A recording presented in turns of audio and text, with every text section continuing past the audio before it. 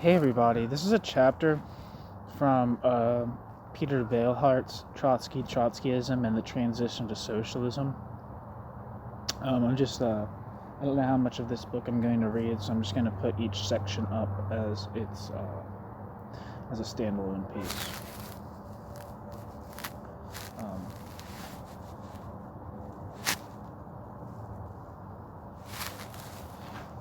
Okay, so this section is called The Theoretical Foundation of Trotsky's Marxism, Philosophy and Political Economy. What was the context of Trotsky's intellectual formation?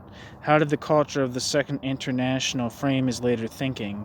The broad affinity of the young Trotsky with the milieu of German social democracy has already been noted, but like his entire generation, Trotsky was deeply influenced by Karl Kautsky and Grigory.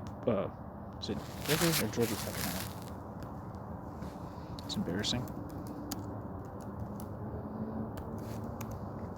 Grigory Petrov. Georgy Petrov.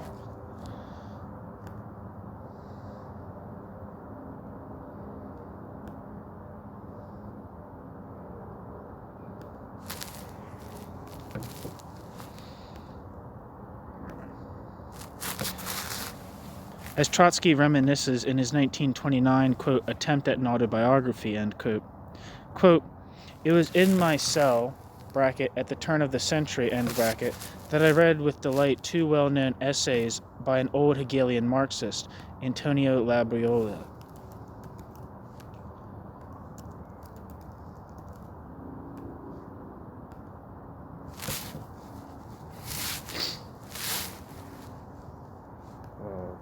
This is just an intro to Antonio Labriola. Antonio Labriola was an Italian Marxist theoretician and philosopher.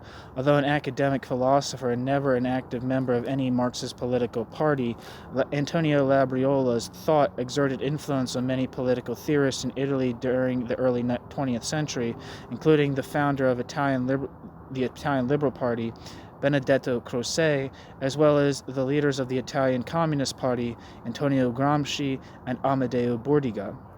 Labriola also influenced the Russian revolutionary and Soviet politician Leon Trotsky.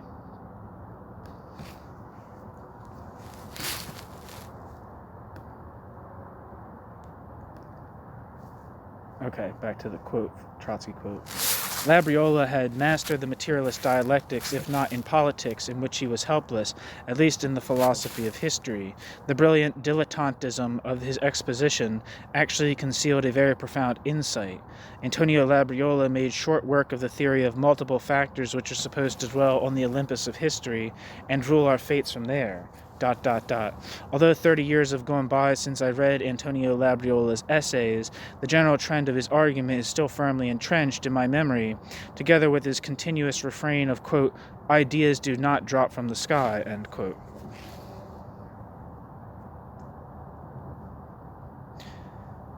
End quote. End of the Trotsky quote. Labriola's essays presumed a knowledge which Trotsky lacked, quote, for which, end quote, he confesses, quote, I had to substitute guesswork, end quote.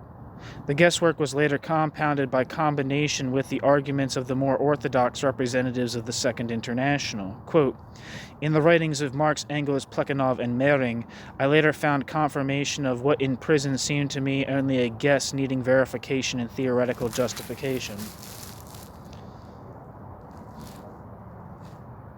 End quote.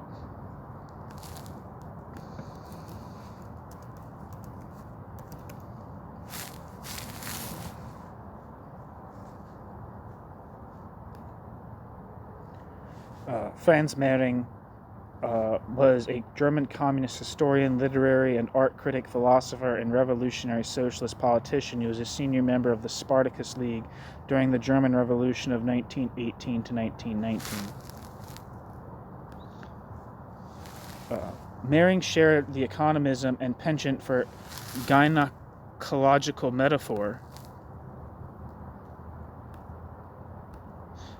so characteristic of the Second International.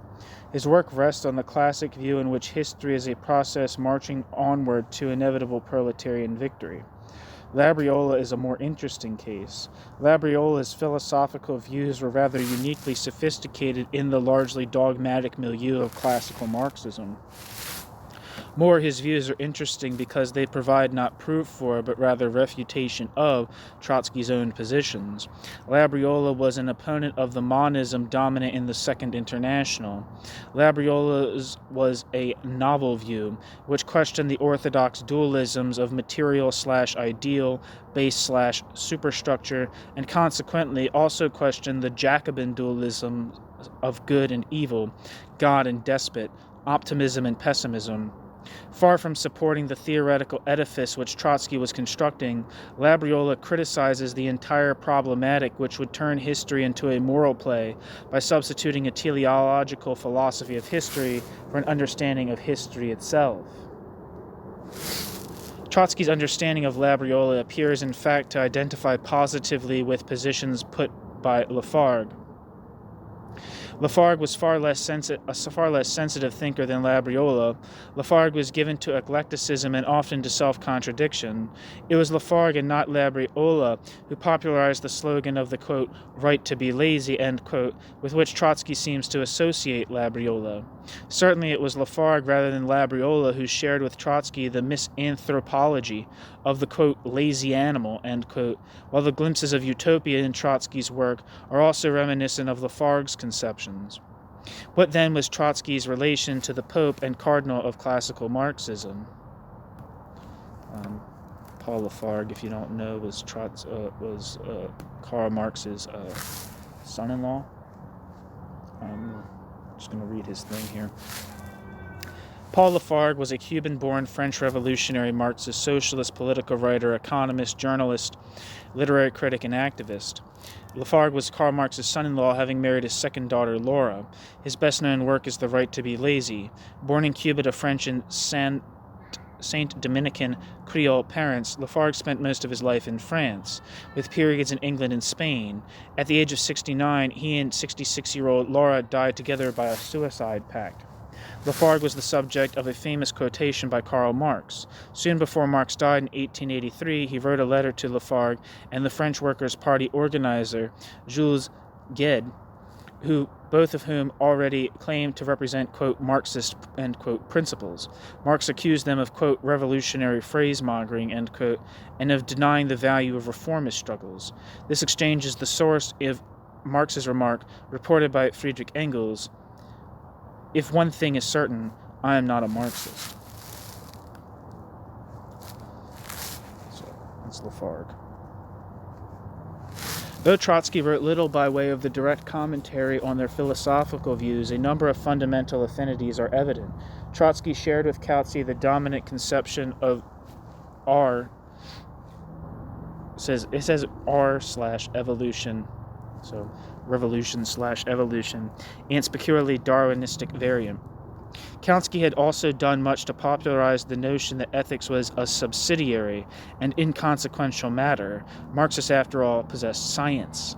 Kautsky had also developed the schema of class bipolarization, the two-class model bequeathed by Marx, which subsequently became stock in trade for orthodox Marxists. Needless to say, neither Kautsky nor Plekhanov could stomach Trotsky's heresy in replacing the so-called stagist conception of history with the theory of permanent revolution. Yet the influence of Plekhanov in philosophical matters is equally plain. It was Plekhanov rather than the more sophisticated Kautsky who popularized, quote, dialectics, end quote, and dialectical materialism, and with it propagated the monist conception of history. It was Plekhanov rather than Labriola who had railed against the, quote, factor, end quote, theory of history. Plekhanov...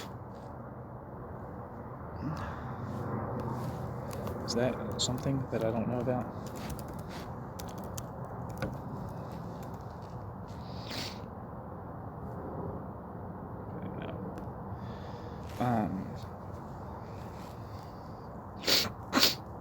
It was Plekhanov rather than Labriola who railed against the, quote, factor, end quote, theory of history. Plekhanov also foreshadows central theoretical problems regarding the individual and history, freedom and necessity, which emerge as fundamental in Trotsky's historiography, and especially in Deutscher's. Like Trotsky, Plekhanov argues against the, quote, factor, end quote, theory, but necessarily from within factor theory, for monism itself is but an imminent attempt to transcend dualism by canceling the other factor. To Plekhanov's monism, there corresponds his necessitarian philosophy of history. Plekhanov argues that necessity is freedom. For Plekhanov, as for Calvin before and Deutscher after him, historical predestination is a track upon which will is set. Humans are free to the extent that they know natural and social laws and submit to them. Should then any central actor be struck down by the proverbial falling brick, history's plot would still unfold more or less unaffected.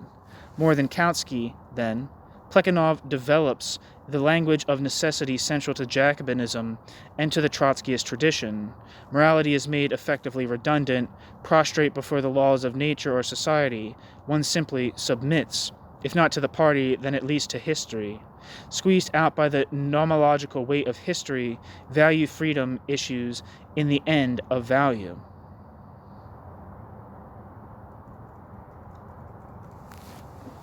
Beyond the sources, Trotsky's dialectical materialism.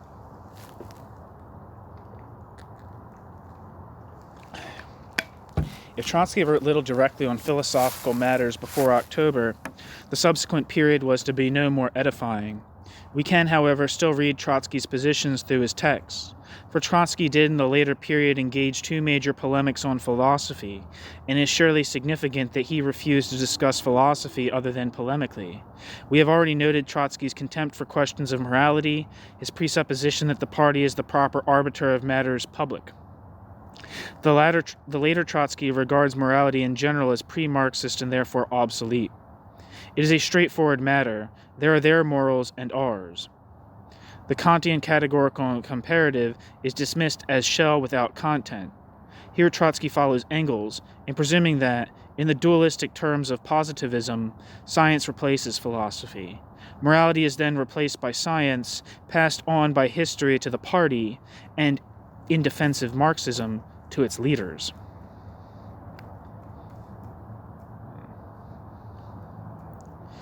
In what did this science consist? In dialectics. Like morality, Trotsky simply presumes that dialectics exist. They are known, held in trust by the Fourth International. This self-righteous attitude produces arguments which themselves remain remarkably unconvincing. The arguments put in defense of Marxism are in style and substance little improvement on Stalin's catechism in dialectical and historical materialism. The tone of the arguments in defense of Marxism is itself striking. You know when you read something and you're like, God, this is so true. After manifesting some theoretical uncertainty and democratic enthusiasms in the 1937 work, The Revolution Betrayed, I believe The Revolution Betrayed was a 1936 work, but you get the idea. Maybe it's 1937, different places. I think it was originally written in 1936. I believe in, let's see, where was Trotsky at? In Norway or Sweden? Can't remember. Anyway, Trotsky reasserts his dogmatism by 1939, refuting even the idea of an inter-party referendum because not all opinions are equal. Doubtless the context of these writings is important. Already in a state of siege within and without, the Fourth International is now faced by the prospect of a split and a subsequent decrease in its already sparse numbers. It can be conceded that these were not ideal circumstances for a leisurely reflection on Trotsky's part, but Trotsky was capable of literary profusion in worse circumstances yet. At any rate, the text of In Defense of Marxism is less simply urgent than it is plainly vitriolic and dogmatic. That's right. Trotsky makes it clear that Trotskyism is the sole heir of Marxism. To dispute with Trotsky is to break with Marxism. The text is heavy with medical metaphor. The opposition is cast as gangrenous. In reference to the opposition that's not being mentioned here, it's in reference to the those who adopted a bureaucratic collectivist theory of the USSR, opposed the unconditional defense of the USSR, and kind of moved towards the third camp position of neither Moscow nor Washington. Anyway, The text is heavy with medical metaphor. The opposition is cast as gangrenous and an abscess demanding lancing. A schoolmasterly Trotsky dispenses the ABCs of Marxist science in a style both aggressive and self-righteous. 1. Quantity changes into quality. 2. Everything is in motion. A is not A. 3. Nature itself is dialectical. Darwin was an unconscious dialectician. A natural dialectic works itself out through agents. The first and second principles, like their equivalent formulations and alternative variants of dialectical materialism, are merely common sense. If, quote, dialectical thinking is related to vulgar thinking in the same way that a motion picture is related to a still photograph, end quote, then almost all historians today are by definition Marxists. The third principle, the, quote, dialectics of nature, end quote, tells more of Trotsky's affinity with the common wisdom of the Second International. Dialectics are taken to be a biological fact. Dialectical thinking is seen as an outgrowth of the dialectic of nature. Trotsky's reference to Darwinism, to atomic weights and chemical elements, confirms his location in the Engels lineage of Marxism. All phenomena are subsumed to the category of evolution. Forms of thought allegedly grow like everything else. Marx's contribution to social theory is therefore understood as equivalent to Darwin's in natural science. 1 second.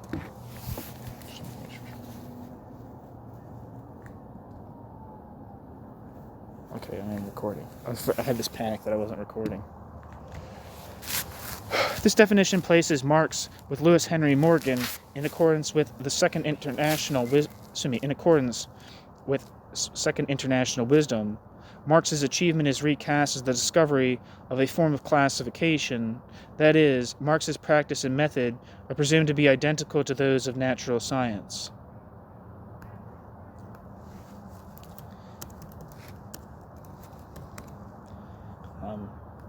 You don't know who Lewis Henry Morgan is. Lewis Henry Morgan was a pioneering American anthropologist and social theorist who worked as a railroad lawyer. Lewis Henry Morgan is best known for his work on kinship and social structure, his theories of social evolution, and his ethnography of the Iroquois. Interested in what holds societies together, Lewis Henry Morgan proposed the concept that the earliest human domestic institution was the matrilineal clan, not the patriarchal family. Also interested in what leads to social change, he was a contemporary of the European social theorists Karl Marx and Friedrich Engels, who were influenced by reading his work on social structure and material culture, the influence of technology on progress. Morgan is the only American social theorist to be cited by such diverse scholars as Marx, Charles Darwin, and Sigmund Freud. Elected as a member of the National Academy of Sciences, Morgan served as president of the American Association for the Advancement of Science in 1880. Morgan was a Republican member of the New York State Assembly in 1861 and of the New York State Senate in 1868 and 1869.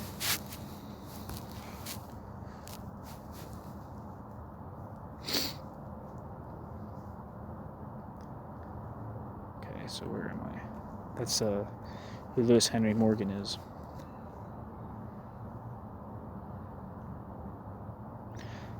Furthermore, the argument enlists Marx's support for a general theory of modes of production where advancing forces of production, technology, break through successive relations of production in accordance with the classic scheme of automatic Marxism.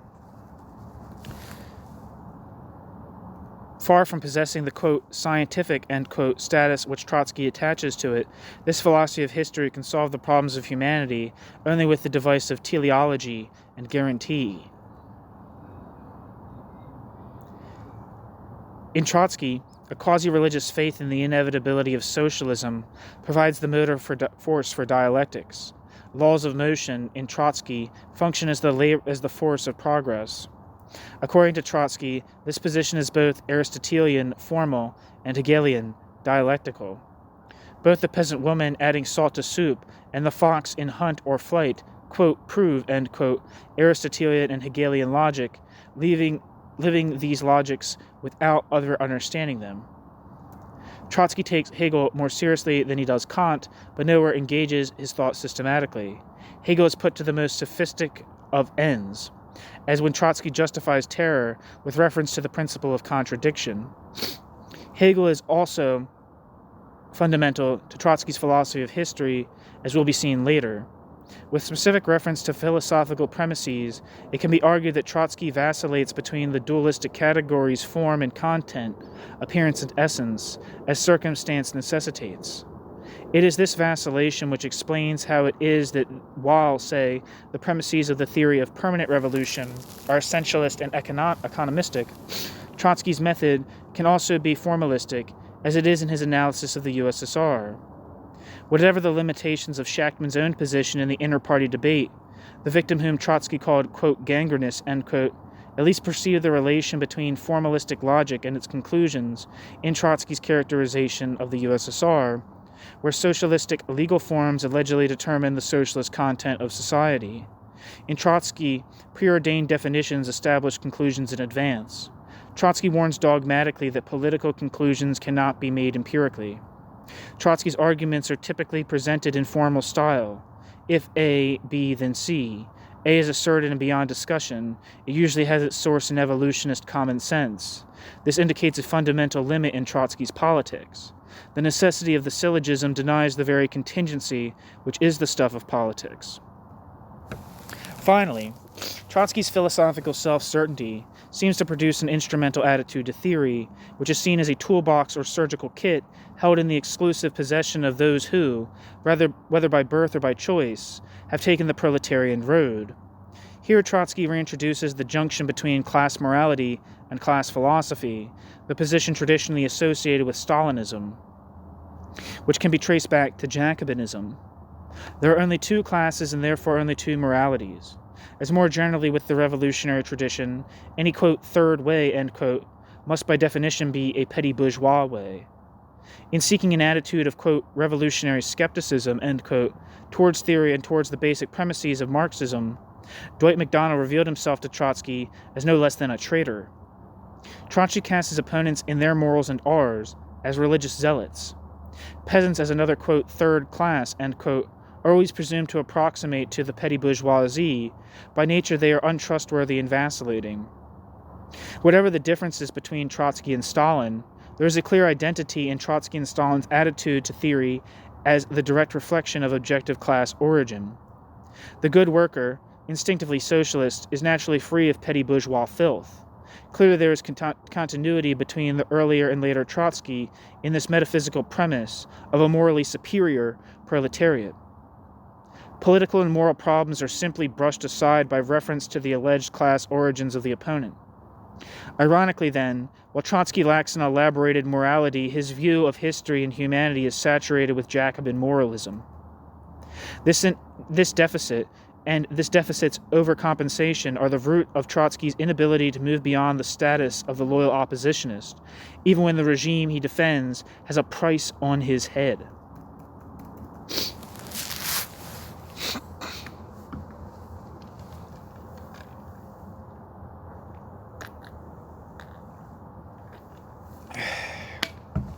Political economy in Trotsky. In 1859, Marx wrote a new preface, replacing the old 1857 introduction to his A Contribution to the Critique of Political Economy.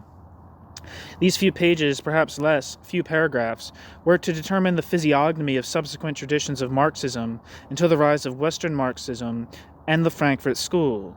The generations of the Second and Third Internationals, and those who were influenced by them, were to speak of this preface as a brilliant summary of historical materialism. The real content of the preface was a schematic notion of history as process and interrelation, where some phenomenon found correspondence in others, and a problematic formula suggesting that forces of production, parenthesis, usually understood to mean technology, end parenthesis, serving as the motor of history, broke through successive relations of production. Notwithstanding the revival of enthusiasm for the preface, inspired by G.A. Cohen's Karl Marx's theory of history, a defense, its theorems are somewhat less than edifying for temporary socialists today. Temporal socialists today. On this channel, I have a book called The Violence of Abstraction by, what the fuck's the guy's name? Derek Sayers, I believe his name is. That's the entire book is more or less a sustained critique of G.A. Cohen's Karl Marx's theory of history, a defense. And it's telling that this book, Karl Marx's Theory of History, a Defense, became one of the principal texts. Not one of the principal texts. What am I saying? Blah blah blah. I'm brain farting. What I'm saying is G.A. Cohen's text won the Isaac and Tamara Deutscher Award when it came out. So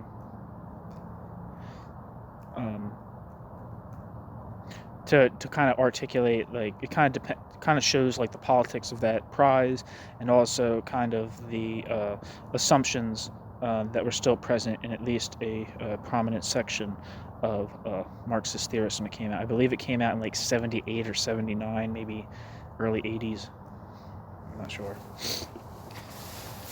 Yet the economism in Marx, established as a central principle by the Second International, remains widely influential.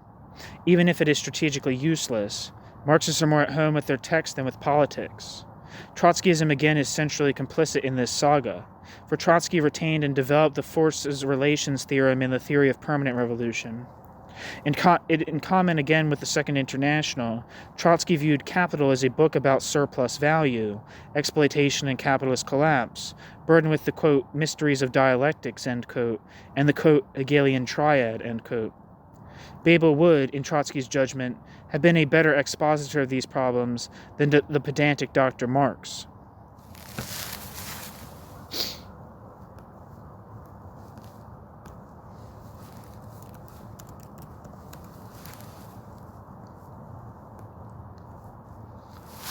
August Bebel, who, if you didn't know, is a very handsome man, was a German socialist politician, writer, and orator. He is best remembered as one of the founders of the Social Democratic Workers' Party of Germany in 1869, which in 1875 merged with the General German Workers' Association into the Socialist Workers' Party of Germany, SAPD. During the repression under the terms of the anti-socialist laws, August Bebel became the leading figure of the social democratic movement in Germany, and from 1892 until his death served as chairman of the Social Democratic Party of Germany.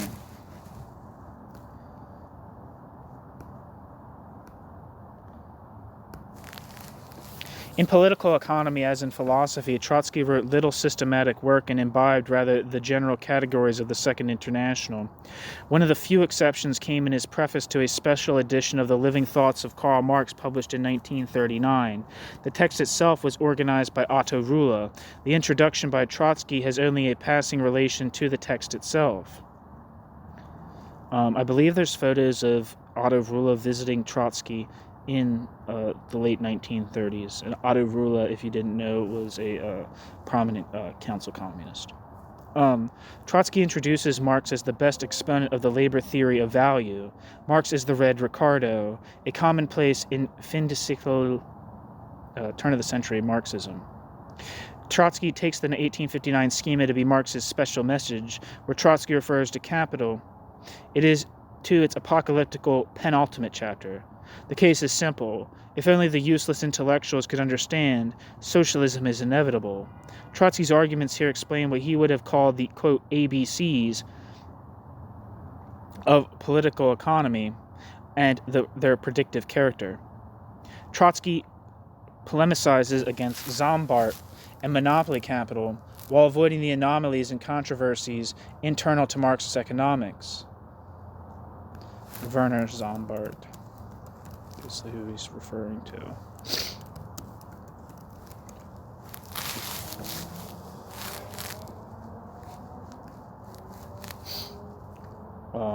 Werner Zombart was a German economist, historian, and sociologist, head of the, quote, youngest historical school, end quote.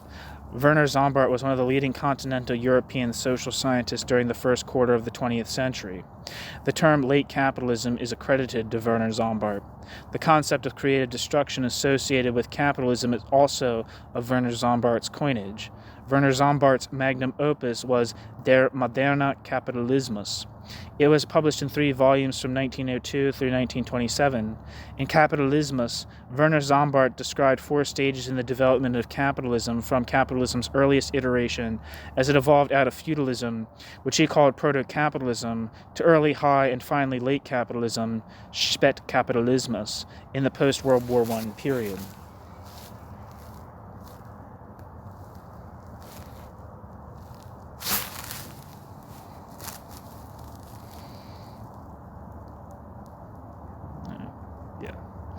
So, where am I? Yeah, he polemicizes against Sombart and monopoly capital, avoiding the anomalies and controversies internal to Marxist economics. Trotsky presents allegedly inevitable laws as the substance of a proletarian science. It may be the case that Trotsky's views on political economy had other sources beyond the shared heritage of the Second International. Richard Day has argued that Trotsky's views on economic policy were far more reasonable and pragmatic than is often thought. Perhaps this accords with his other administrative experience, as in the period of civil war. But if the young Trotsky substituted guesswork for hard labor in philosophy, the later Trotsky sought the advice of others in economy. According to Van Heijenoort, who was his secretary.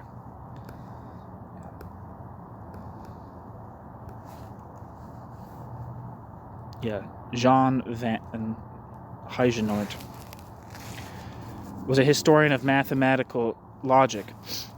Heijenoort was a personal secretary to Leon Trotsky from 1932 to 1939, an American Trotskyist until 1947. He died in 1986.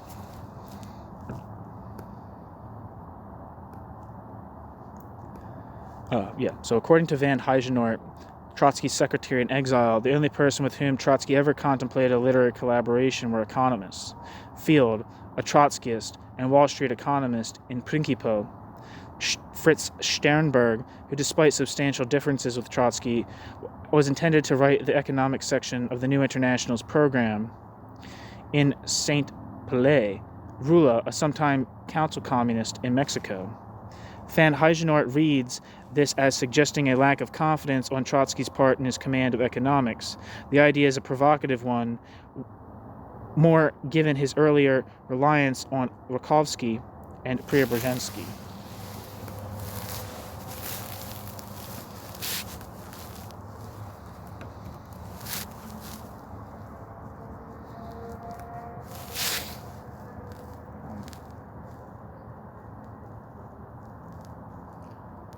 Christian Rakovsky was a Belgian-born socialist revolutionary who lived from 1873 to September 11th, 1941.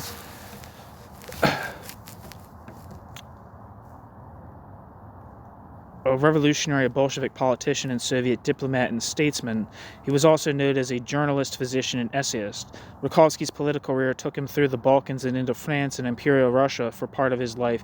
He was also a Romanian citizen.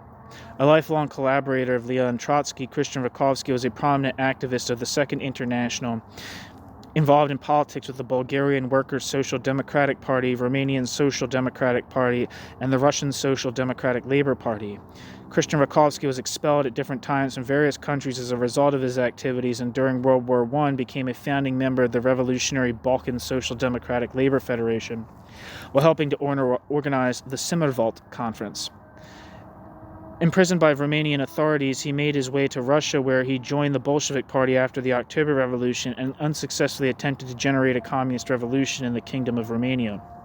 Subsequently, Christian Rakovsky was a founding member of the Comintern, served as head of government in the Ukrainian SSR, and took part in negotiations at the Genoa Conference. Christian Rakovsky came to oppose Joseph Stalin and rallied with the left opposition, being marginalized inside the government and sent as Soviet ambassador to London and Paris, where he was involved in renegotiating financial settlements. Christian Rakovsky was ultimately recalled from France in autumn 1927 after signing his name to a controversial Trotskyist platform which endorsed world revolution. Credited with having developed the Trotskyist critique of Stalinism as, quote, bureaucratic centrism, end quote, Rakovsky was subject to internal exile. Submitting to Stalin's leadership in 1934 and being briefly reinstated, Rakovsky was nonetheless implicated in the Trial of the 21, part of the Moscow trials, imprisoned and executed by the NKVD during World War II. Christian Rakovsky was rehabilitated in 1988 during the Soviet Glasnost period.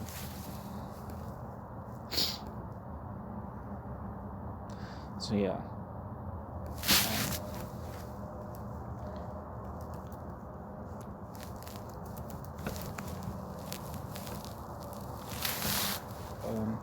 Yevgeny Preobrazhensky, who lived from 1886 to 1937, was a Russian revolutionary, Soviet economist and sociologist, a member of the governing Central Committee of the Bolshevik faction, and a successor of the All-Union Communist Party. Preobrazhensky is remembered as a leading voice for the rapid industrialization of peasant Russia through a concentration on state-owned heavy industry. Closely associated with Leon Trotsky and the left opposition movement in the 1920s, Preobrazhensky fell afoul of Stalin. Preobrazhensky recanted Trotskyism in 1929, but eventually joined a secret alliance with Trotsky in 1932. Preobrazhensky was arrested in 1933 and shot in 1937 during the Great Purge.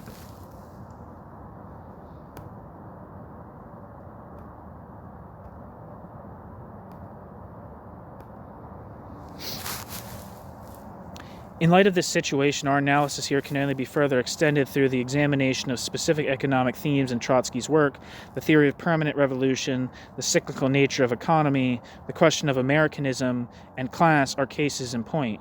Each indicates in different way the difficulties produced by Trotsky's acceptance of orthodox wisdom.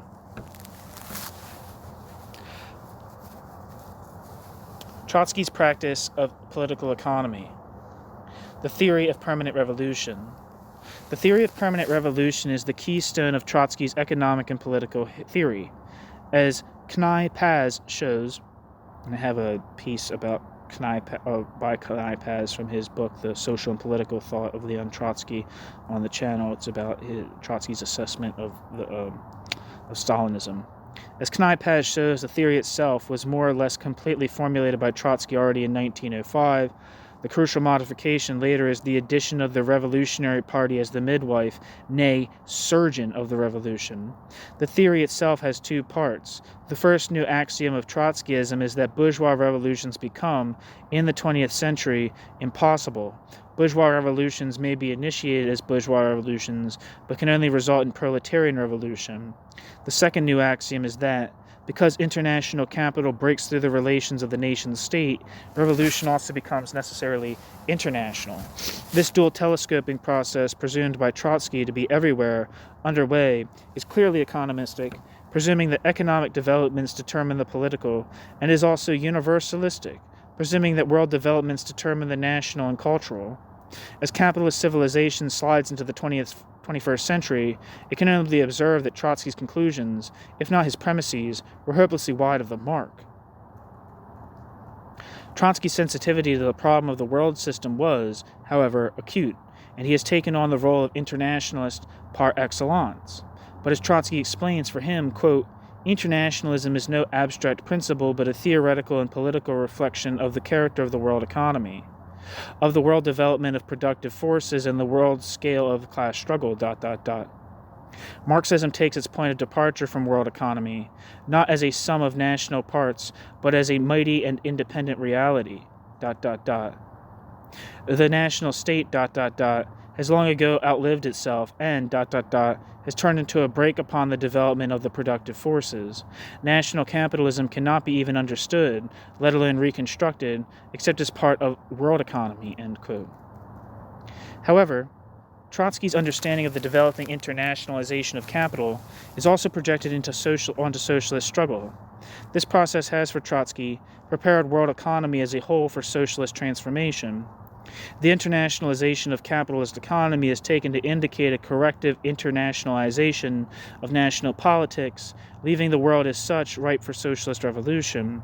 Trotsky's sound analytical basis, quote, national capitalism cannot be understood except as a part of world economy, end quote, is translated into political necessity. as though national culture and politics simply wither with the internationalization of production, distribution, and finance. Rather than taking a distance from the forces/relations formula of the 1859 preface, the theory of permanent revolution universalizes it, projecting it onto the world system and reinforcing thereby the fictitious notion of, quote, automatic, end quote, revolution. Trotsky's profound understanding of the importance of the world system is effectively denied by its association with the notion of world revolution.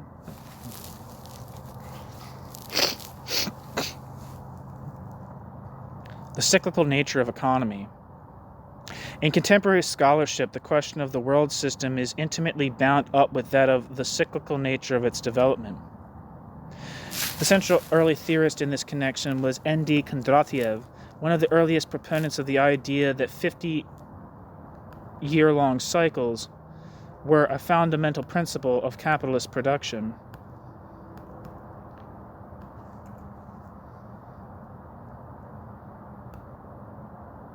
I'm going to read So, Wikipedia says, Nikolai Kondratiev was a Russian-Soviet economist and proponent of the new economic policy, best known for the business cycle theory known as Kondratiev waves. Kondratiev became an early leading figure of Soviet economics and promoted the NEP system of small private free market enterprises in the Soviet Union.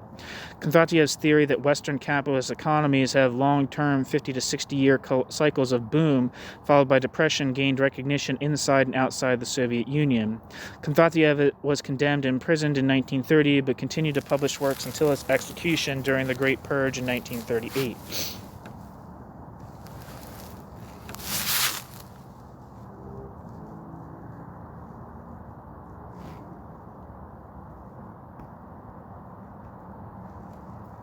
So anyway, today Kondratiev is common intellectual property basic to the work of not only Ernest Mandel but also of Rostow.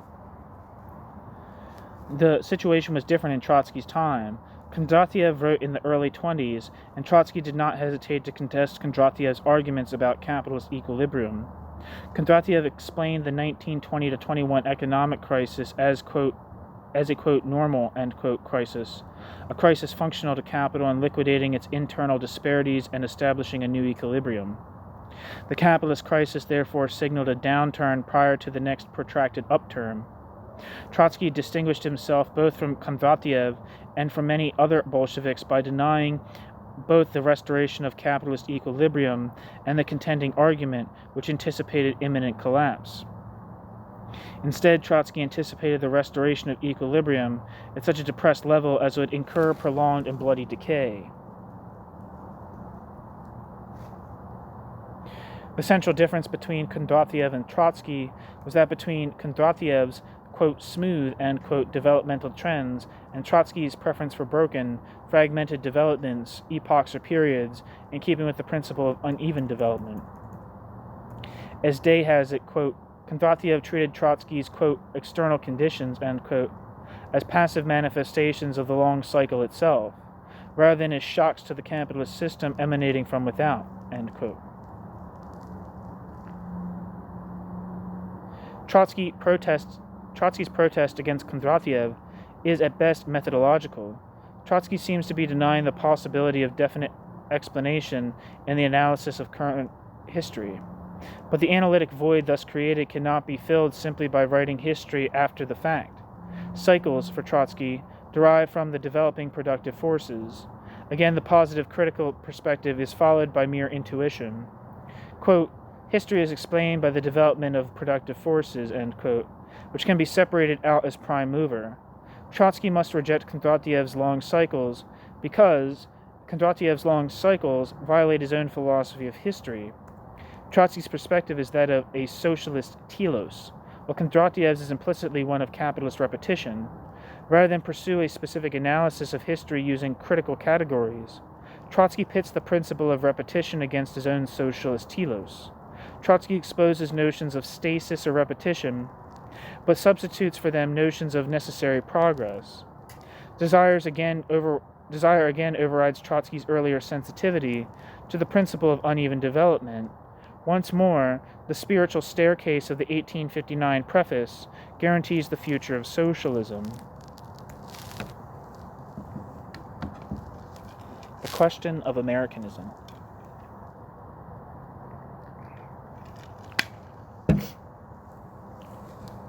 The infatuation of Bolshevism with French history is frequently noted.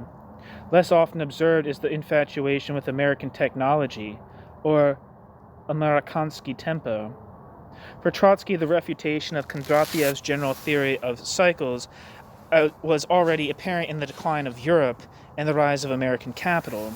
Trotsky's enthusiasm for the powers of American society seems at first to be anomalous. Indeed, it complements the ambiguity in Trotsky's Marxism between a technological determinism on the one hand and the professed political voluntarism in the strategy of permanent revolution on the other. Trotsky's enthusiasm is less for American society or politics than for American society's technology or productive forces. Thus Trotsky argues, quote, to have Bolshevism shod in the American way, there is our task. We must get shod technology with American nails. Americanized Bolshevism will crush and conquer imperialist Americanism, end quote.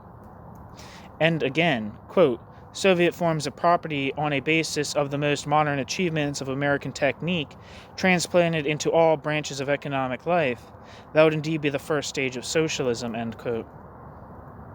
Taking technology to be effectively neutral, presuming Franklin's toolmaker anthropology, Trotsky's admiration for Americanism culminates in the conclusion that American forces of production plus Soviet relations of production equals socialism. Khrushchev, in this specific sense, was the direct descendant of Trotsky. The utopia outlined in Literature and Revolution binds the two images of socialism together.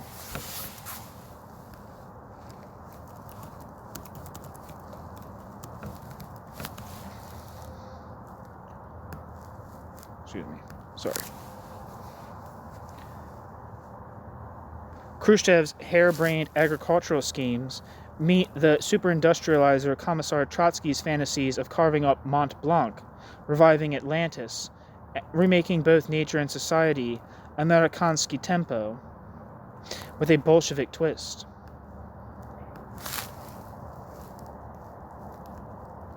Literature and Revolution is a book by Leon Trotsky, if you didn't know.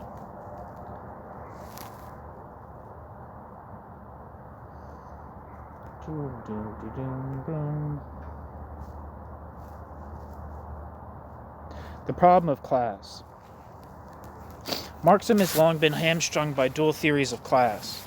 Trotsky follows the Marxian capital analysis tradition, working with the definition of class in the Communist Manifesto or Capital Chapter 32, or with the earlier Marxian writings, where classes function as personified Hegelian actors.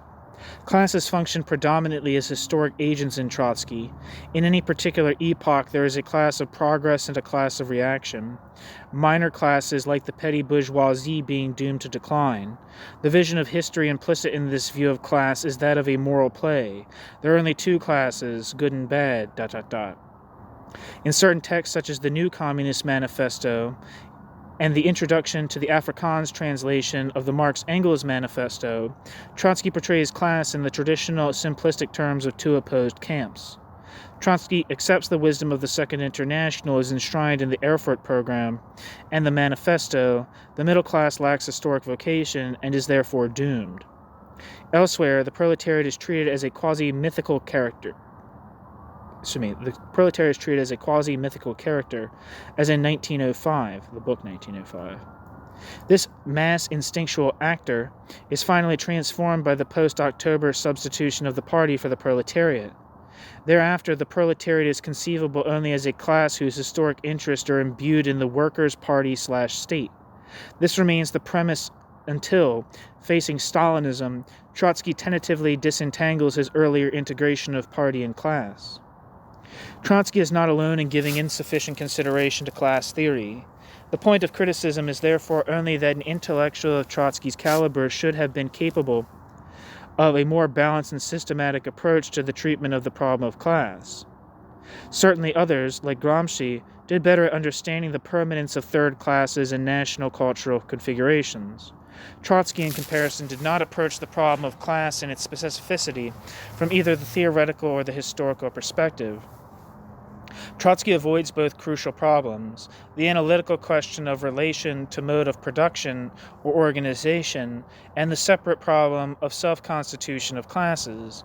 Trotsky specifies neither class, quote, in itself, end quote, with reference to production relations, nor class, quote, for itself, end quote, with reference to the problems of consciousness and action. Instead, Trotsky's class analysis remains prescriptive or instinctive, working at the level of, quote, good classes and, quote, bad classes. Robespierre would have approved. Trotsky is far from uniformly insensitive to these problems, but the specter of the class actor never quite disappears from his writing. A distance from essentialist notions of class is, for example, apparent in Stalin's criticism of the 1936 Stalin Constitution, where the argument is advanced that, quote, in reality, classes are heterogeneous, end quote, torn by inner antagonisms, end quote.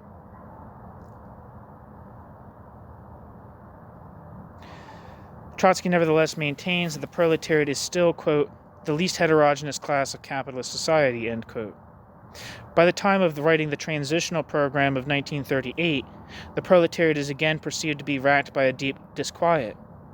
Quote, the multi-million masses again and again enter the road of revolution, end quote, a pathway which is blocked only by the bureaucratic machines of the movements that claim to serve them. Classes are presumed to be unitary and poised for action, to function as though they are personified objective class interests. Instead of difference and specificity, the metaphor of guarantee re-enters. In this conceptual constellation, humans are reduced to the mere agents of an evolutionary process. How easily they become that evolutionary process's victims. Conclusions. Could it be the case that, in all these criticisms, Trotsky is merely representative of his milieu? The answer to this question is no. If Trotsky's theoretical background was classical Second International, the logic of his political practice during and after October was a clear break with that background. The theory of permanent revolution violated the Second International's political wisdom, and Trotsky's early sensitivity to uneven development provided a potential means to transcend the dominant evolutionary scheme of history. It is this very innovation and originality in Trotsky which justifies the high standards of criticism applied here. Trotsky had available to him the theoretical and textual means to produce a reworked understanding of the critical foundations of Marxism. Trotsky's intellectual capacity was by no means inadequate to the task, but the maintenance of residual categories of orthodox Marxist common sense was to prevent a systematic rethinking of philosophy or economy, with the result that Trotsky's political analysis was to be secretly structured by positions and values which were beyond consideration. As will be seen in the following chapters, both Trotsky's historical work and his analysis of the question of transition were to be overdetermined and obstructed by the kind of conceptual trickery latent in the teleological guarantees of dialectical materialism and of a political economy subsumed to it. That's the end. I'm looking at the notes to see if there's anything that's worth reading.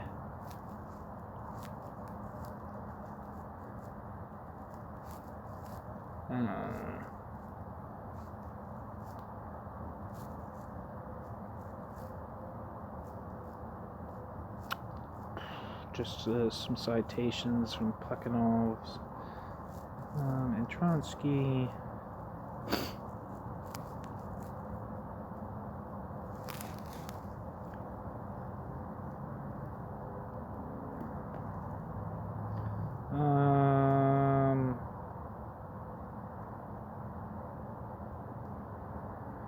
Yeah, it looks like it's just like more or less just saying books. I don't think there's any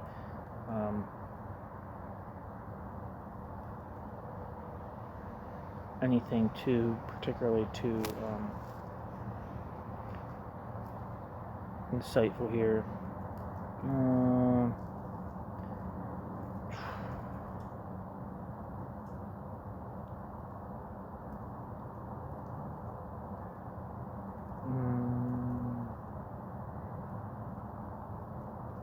Okay, here's the actual note. W.H.G. Armitage the rise of the technocrats, interestingly identifies Bolshevism in general, but not Trotsky in particular, as the exemplary bearer of this banner. The lapse is similar to that in Berman, all that is solid melts into air. Yeah, that's it.